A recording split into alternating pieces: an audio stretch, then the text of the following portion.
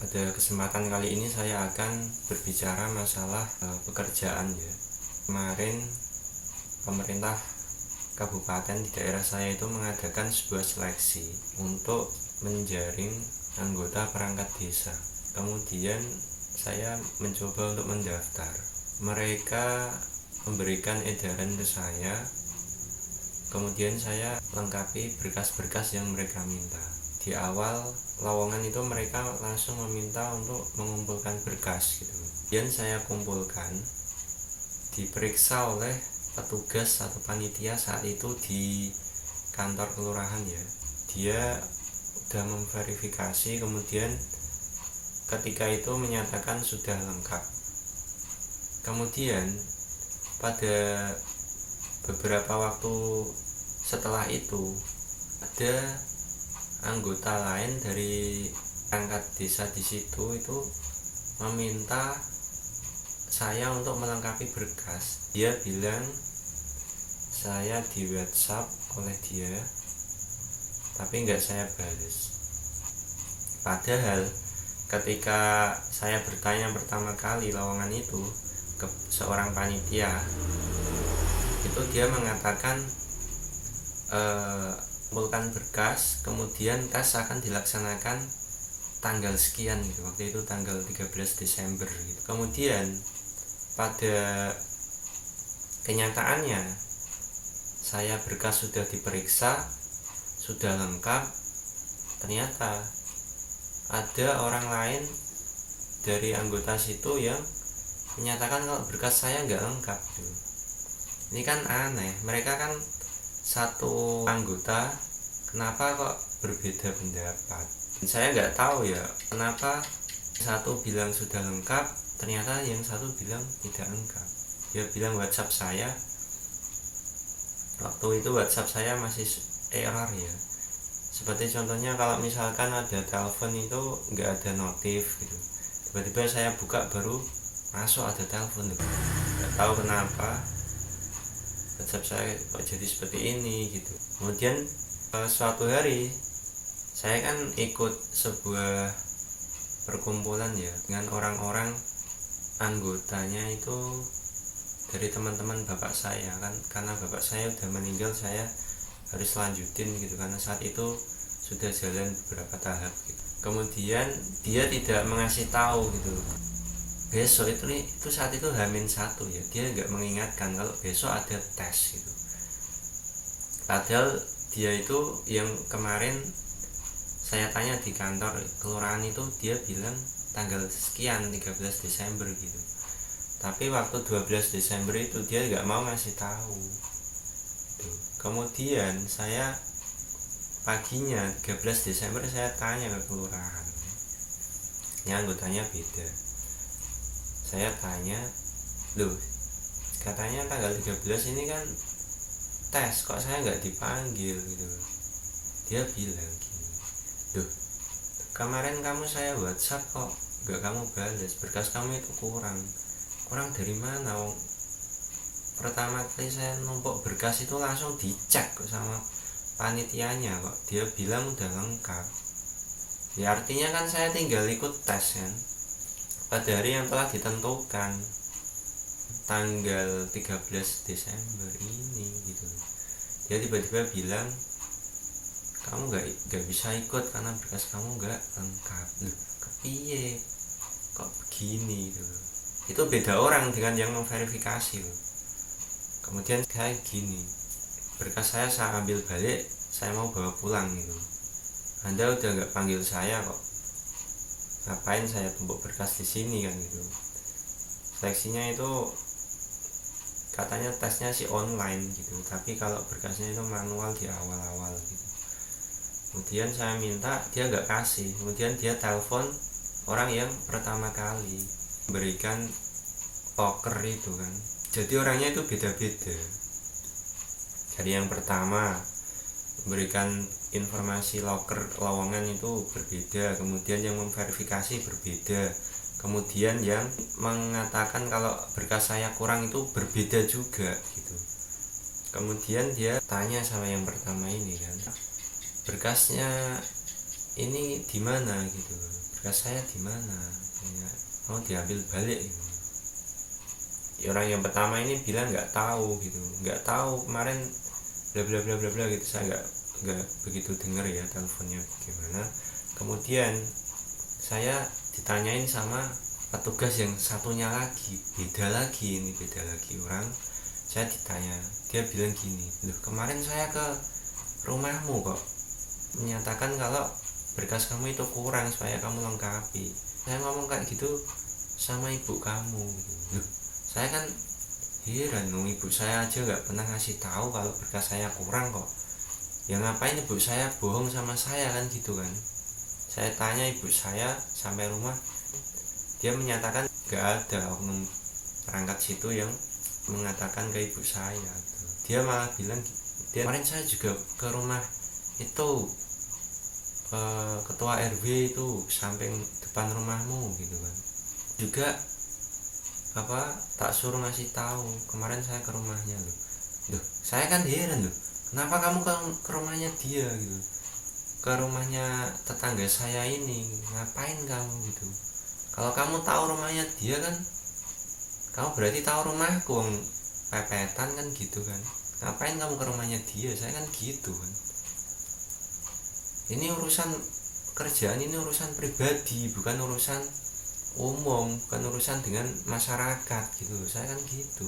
Kalau kamu malah tanya ke orang lain bukan ke saya, ya gimana kan gitu. Kemarin saya juga WhatsApp kamu, saya bilang WhatsApp saya itu error, ya nggak bisa gitu. Ya yang pertama, orang yang kedua yang memverifikasi itu udah bilang berkas saya lengkap kok. Anda kemarin nggak periksa segalanya. Kenapa Anda di antara panitia yang satu dengan panitia yang lain itu berbeda pendapat gitu kan, seperti miskomunikasi mereka itu kan, aneh kan gitu. Harusnya kan satu suara. Ya itu yang saya sesalkan, dia malah ke rumahnya tetangga saya, bukan ke saya gitu. Dia juga ternyata berbohong, ibu saya nggak pernah dikasih tahu seperti itu. Kemudian saya marah di situ sama orang yang nelpon tadi ya, yang nelpon ini saya marahin orangnya. Dia beradu argumen dengan saya, saling mendebat. Saya udah bilang semuanya, orang udah lengkap semuanya kok dibilang nggak lengkap, maksudnya gimana gitu. Kemudian ada lurah di situ yang bertanya juga, ternyata gitu, berkas itu disimpan sama si orang ini yang nelpon ini gitu. Di belakang meja dia itu ada lemari yang buat numpuk berkas orang-orang yang daftar. Nah kenapa nggak dari awal dia kasihkan ke saya kan, orang saya udah minta. Berarti kan mereka ini nggak kompak gitu. Di antara panitia yang satu dengan yang lain itu nggak kompak. Yang satu bilang A, yang satu bilang B dan lain sebagainya. Marah saya. Anda maksudnya apa? Kok berbohong sama saya? Saya minta itu saat itu juga. Akhirnya dia nyerah gitu. Nah saya nggak mau dikalahkan dengan argumen saya. Marah saat itu. Dia masih menutup-nutupi, nggak tahu. Dia bilang yang satunya ini yang mengalihkan itu juga bilang berkas kamu udah naik ke atas mana, saya tanya gitu. Mana buktinya? Gak ada semuanya. Akhirnya dia kasihkan itu. Kenapa gak dari awal? Ternyata punya maksud, ternyata dia emang pengen memancing amarah saya di situ gitu. Seolah-olah dia pengen mempermalukan saya, marah-marah di kantor desa segala macam. Padahal dia yang bikin kesalahan gitu. Dia mau beralibi saya di WA segala macam, enggak ini. Nah orang dari awal udah dicek lengkap kok dia bilang nggak lengkap, kan saya nggak terima tuh. Sepertinya emang dia ini, si oknum satu ini pengen mengganjal saya supaya nggak ikut tes gitu. Ini orang brengsek menurut saya, bajingan. Dan emang benar gitu loh. Orang-orang situ seperti para mafia, serius seperti mafia gitu. Mereka itu berbohong ke saya ya, dari orang yang pertama kali itu punya satu acara gitu, tadi kan itu gak ngasih tahu sama saya, kumpulan itu kan, ikut kumpulan, kenapa dia gak ngasih tahu juga, ngingetin juga. Dia mau beralibi seperti apapun, beralasan juga ya percuma, karena udah dicek, udah lengkap, tinggal tes. Memang ternyata mereka pengen memancing amarah saya. Saya nggak tahu apakah ada yang merekam waktu saya mendebat gitu ya. Dan seleksi ini tuh tembus ke Bupati Kudus gitu. Marah saya saat itu benar-benar. Kenapa nggak dari tadi Anda kasihkan? Memancing amarah orang. Yang satu berbohong kan, terbukti.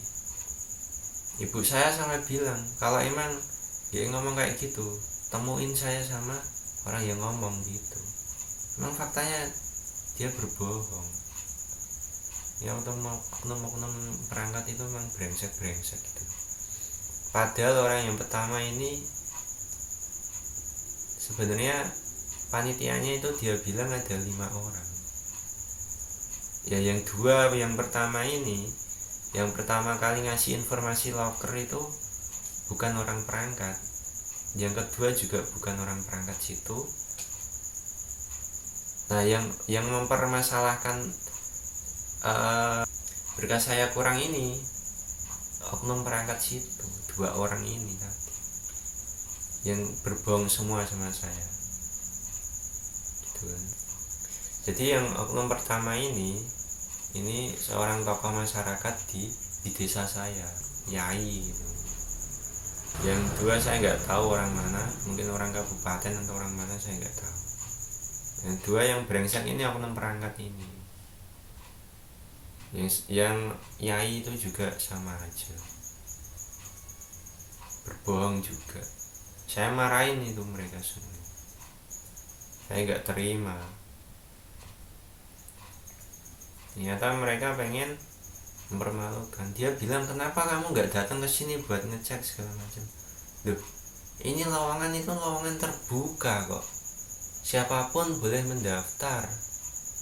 Ya kalau yang daftar orang yang kerjanya di luar kota kan nggak mungkin dia memantau kayak begini ya. Ya nggak mungkin, nggak ada waktu gitu loh. Ya kalau misalnya orangnya biasa menetap di Semarang misalkan, atau mungkin di Surabaya, Jakarta, dan dia ikut lowongan ini kan nggak mungkin dia mantau, ya nggak. Dia dari awal nggak secara online ini administrasinya gitu, karena ditaruh di kantor desa itu. Menurut saya mereka udah kayaknya bersekongkol. Ya kayak urusan desa itu pernah ada sebuah kasus ya, itu mereka memungut gitu, pungli segala macam, dan prosedur mengurus sesuatu itu lama. Akhirnya orang yang tadi ya, yang menyimpan berkas saya itu nggak terima. Suatu hari dia malah waktu pulang Jumatan itu dia berpapasan dengan saya, ketemu di jalan ya. Dia itu malah nantang ini, berkelahi sama saya. Ya saya nggak takut kan, ngapain saya ditantang kok saya takut gitu. Saya tantang balik. Dia pakai motor itu sama temennya nantang saya, ngajak berkelahi gitu. Saya langsung spontan standarin itu motormu, taruh situ motormu, turun sini, kayak gitu lah. Tapi dia gak berani pada akhirnya, beraninya keroyokan kayak gitu kan. Ini orang juga ternyata emang preman.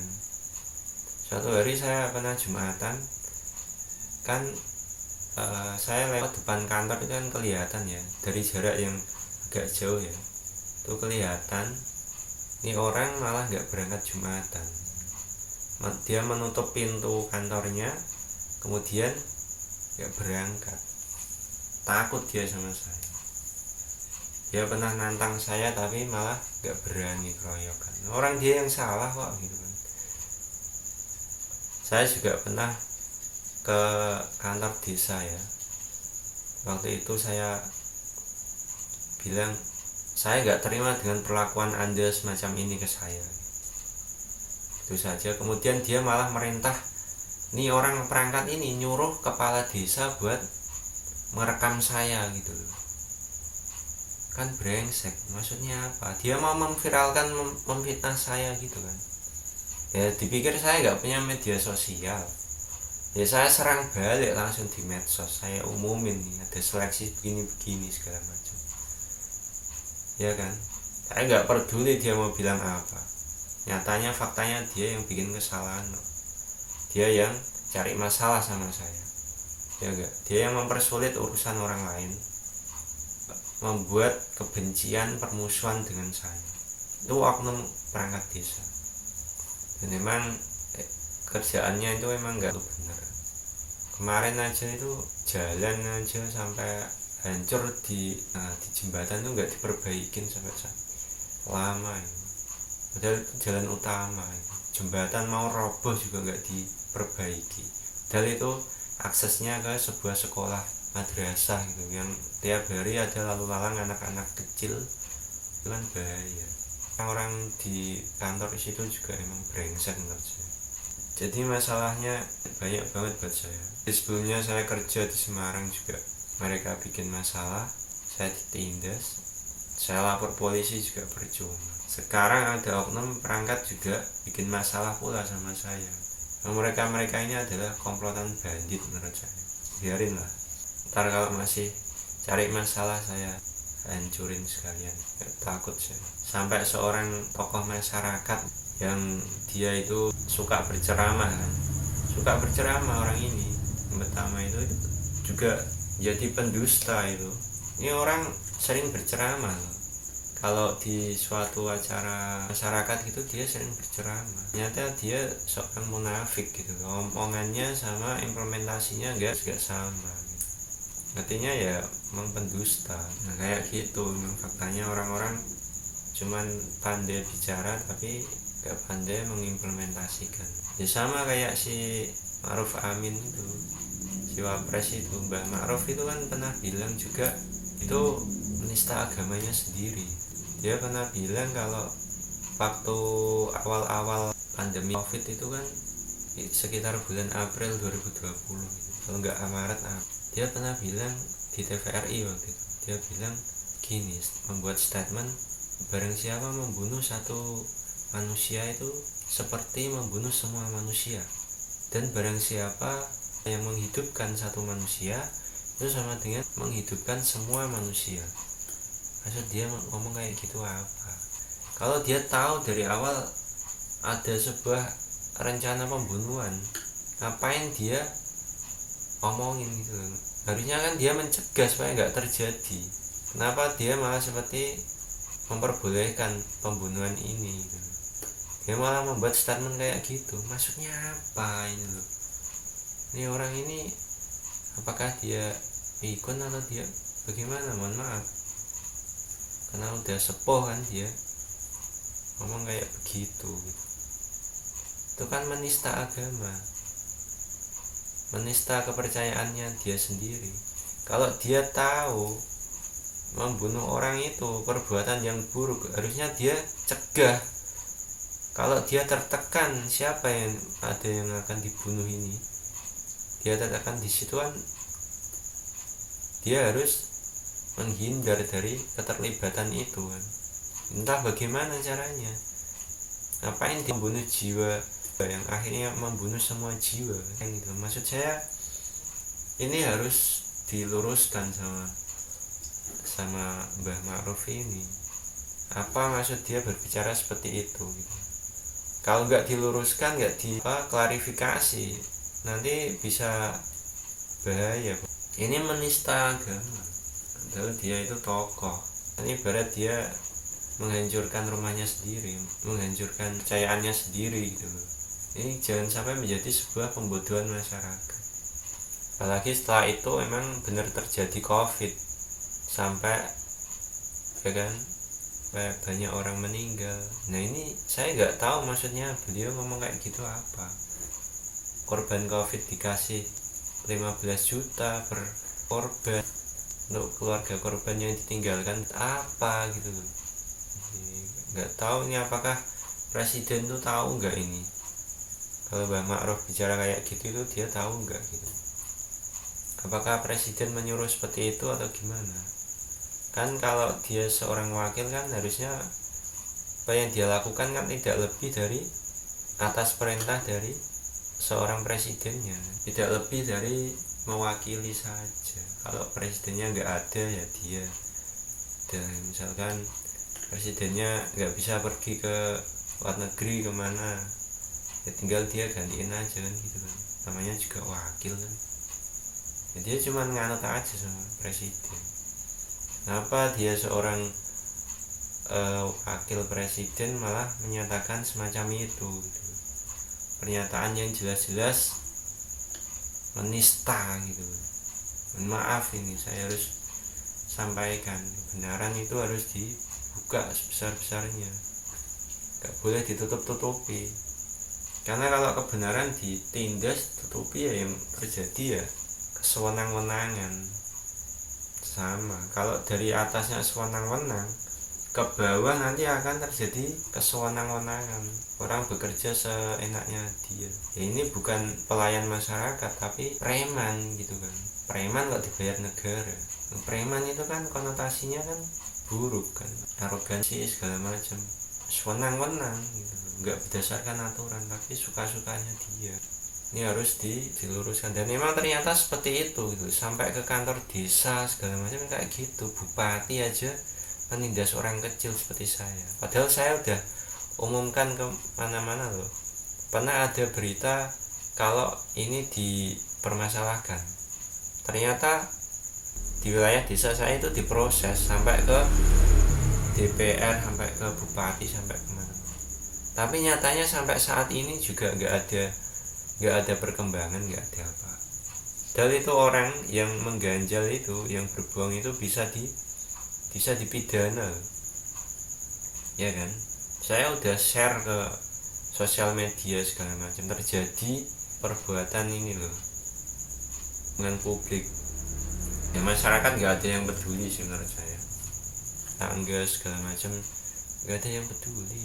Saya pernah itu di rumah ini loh kehilangan sandal jepit, sandal macam-macam lah, ada sandal gunung segala macam buat muncak gitu ya. Itu ada 5 sampai 6 pasang. 6 pasang itu hilang dalam satu malam. Dan itu sandal-sandal yang enggak jelek semua.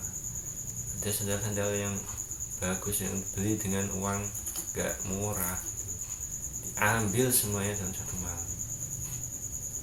Itu kalau bukan dari orang sini ya siapa, nggak tahu. Pasti kan tetangga, nggak tahu orang mana, nggak tahu. Atau mungkin orang lewat, nggak tahu, karena rumah saya kan dekat jalan desa. Kemudian ini loh, saklar MCB ini pernah dimatiin sama orang. Tuh nggak cuma 1 kali 2 kali, udah 3 kali kayaknya. Terakhir kemarin itu juga diganggu kayak gitu.